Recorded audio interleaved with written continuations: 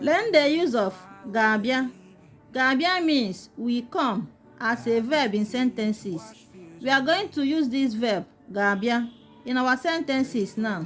Remember, when you hear ga in Igbo language, ga is an auxiliary verb that indicates future tense. Let's start. Igbo, English. The first sentence is Ego na Ugomma ga-abịa ụlọ m, meaning Ego and Ugomma will come to my house. Ha ga-abịa tata. Ha ga-abịa tata, meaning they will come today. Ha ga-abịa ma emesịa.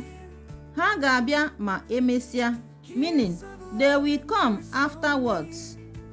Some may say emesie or emesịa, thereby removing this a and put a, letter a, just the same thing.